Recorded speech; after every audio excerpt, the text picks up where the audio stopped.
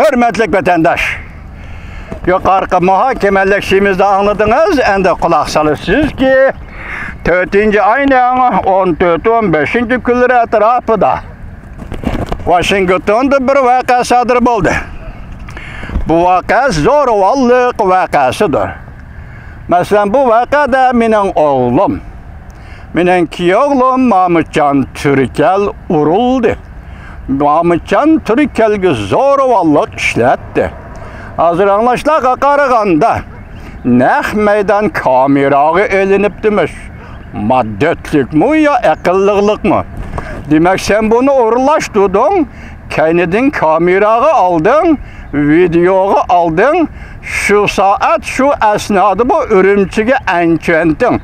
Bexatarlik idarısına naq meydan görünüşünü yollap verdin. Şunda mı? Kop yüreklik bu vatandaş. Kop yüreklik buludu bu qaran. Bir adamın uruş ne, onun zorvallık işletişini uğurlaştırmasan, uğurlaştırmagan bolsan nemiş kamera aldın? Nemiş kameranı tayarlap tutun? Demek naq meydan görünüşünü, naq meydandaki zorvallıkni avval birinci bulup ürümçige, enkventinge. Xitayning bexatarlik nazoratiga o'tib bu vaqtda bu vazifani o'rinlashtirish bilan bu vazifani planlash o'tirisidagi munosabat intayin murakkab lekin intayin oshkora. Bu nimaga? Chunki biz turayotgan davlat bu dunyodagi birdan-bir demokratik davlatdir. Har qanday ish bo'lsa bu demokratik davlatda bunday voqealarga qonun ega. Bu bugun qonun oldidagi diloga aylandi. Vatandaşlar, kanun aldıdaki diloğa aylandı. Bir adamını şu derecede urup taşlaş. Yakında benim oğlum Mahmutcan Türkel doktorxanadan çıktı. Közle tekşürtü vatı neticesini ben tahminen haberim yok. Lekin çırayı qarasam qaradap ketipti. Çırayı bu balının qaradap ketipti. Nemi sebep? Tayaqның zarbisi mi? Yoki bunun içki azaları yana başka özgürüş var mı? Bunu bilgin olmaydı. Bir balı özünün faaliyeti, mesela maşindən çıkıp, özünün faaliyeti bilen şugullanıvatkanda, onun kaynidən kelip kol seleş, muş etleş, bu demek kasten orlaştırış bulup hesaplandı. Maşinray efendi, muş günde ayem küllerde, mesela Michel Barçilat, vatanni Uyg'uriston vatan mustamlika vatanni ziyorat qiladigan mezgilda mushunda paytda parokanda qilish chet eldagi bo'lib bu Amerika Qo'shma Shtatlarida siyosiy faoliyat qilayotgan bir oila Sidig'aji Ro'za oilasini parokanda qilish shundaqla bu oilaga munosabatlik oğlumuz ki oğlumuz Mahmutcan Türkel'e münasebetlik başka siyasi erbaplarını parakende kılış, onun konuğuna parakende kılış, faaliyetine parakende kılış, Uygur davasına zerbi biriş, çekindiriş, yoki Amerika Qo'shma Shtatlarida yaşayotgan Uygur cemiyetini parakende kılış. Çünkü vaziyat nayeti ciddi. Michel Barçilat hanım 5. ayda Uyguriston, mustamlika Uyg'uristonni ziyorat qildi. Bundaq vaqtda Amerikada faoliyat qilayotgan, siyosiy faoliyat qilayotgan odamlarning faoliyatlari markazlik va ciddi sezgör faoliyatdir. Masalan, Mashinroy guruhi yoki Gubernatörlar eqimishunda o'ylaydi ki, mushu paytda Şinjan rayonida bir vaqa terimisin. Mushu paytda Şinjan rayonida bir davolg'ush paydo qilmasin. Mushu paytda bizning yuzimizni yaga to'kmasin. Bu Xitoyning ko'z qarashi, Xitoyning mintaqasi. Shuning uchun vatan ichida vaziyatni shu holda boshda so'zildik, jiddiylashtirib, vatan sirtida zo'ravonlik bilan qo'l silash bir mo'min bandiga özünün siyasi hareketlerine arlaşmaydıgan, yani bu digellik yok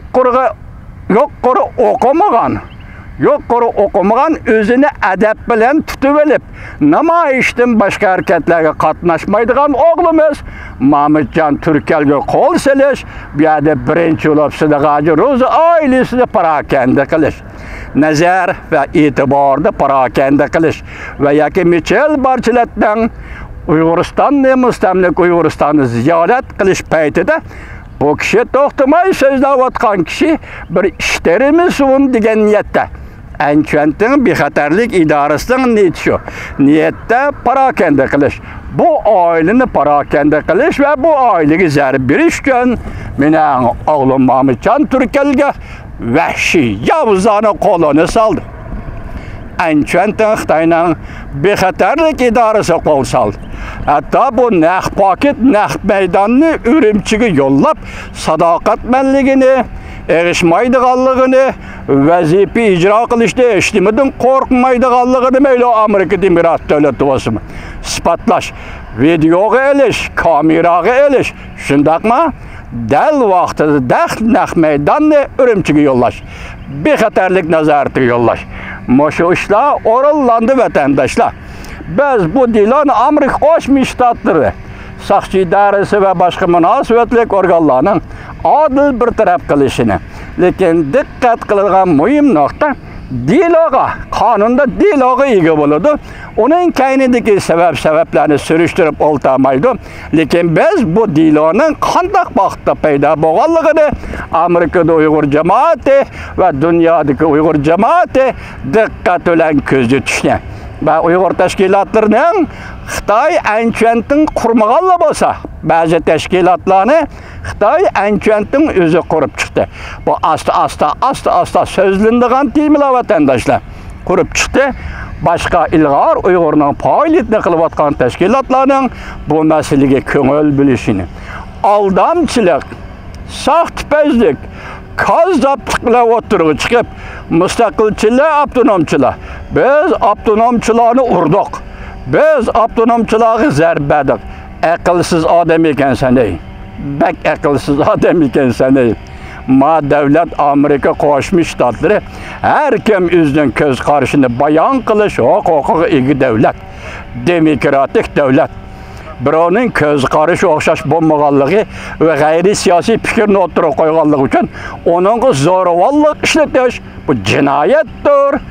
Jinoyatdir. Tushundingmi kalva? Sen buni tushungichliging yo'q tektirdi menda qarasam. Tushungichliging yo'q tektirdi.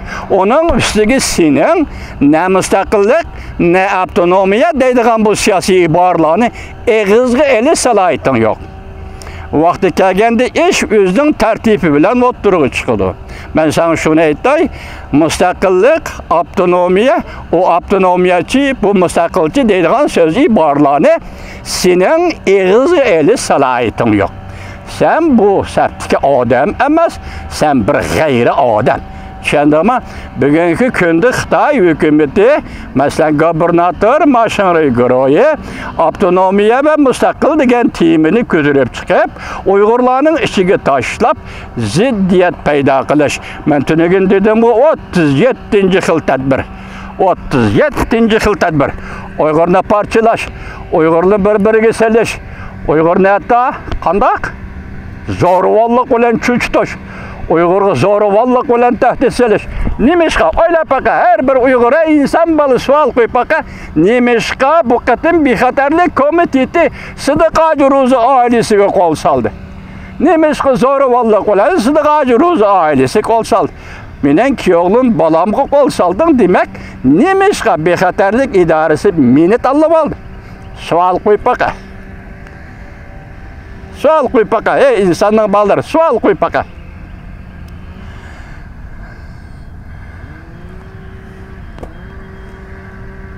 Shuna, Mashinri apandining hozirgi ikki xil jiddiyligi. Biri Urumchida, Xinjiang Uyg'ur avtonom rayonida, ya'ni mustamlik Uyg'uristonda Michel Barchilat xonimni qarshi elish. Shuning uchun mustamlik vatan ichida vaziyatni jiddiylashtirish. Ikkinchi bo'lib Mashinri bu gubernator odam va uning atrofidagi bexatarlik komiteti chet elda zo'ravonlik paydo qilish, chet eldagi Uyg'ur jamiyatlarining vaziyatini jiddiylashtirish.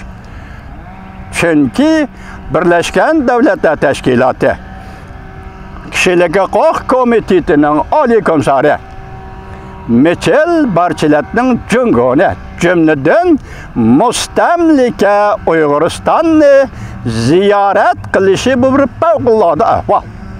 Vatandoshim, favqulodda ahvol. Bundan nima deyilibdi? Biz Uyg'uriston yoki mustamlik Uyg'uriston to'g'risi tayyorlangan materiallarni Jungo'ga yo'llaymiz debdi. Jungo'ga topshiramiz debdi radio xabari qargan. Bundan men sal ko'nglim g'ash bo'ldi. Lekin g'ash bo'lganimda yana bunda qo'yildim vatandosh. Bu bir rasmiyat, xalqaro tartib, xalqaro rasmiyat. Sening qilayotgan ishingdan biz xabar topdik. Bunun sababi nima? Sababini bizga tushuntirib qo'y.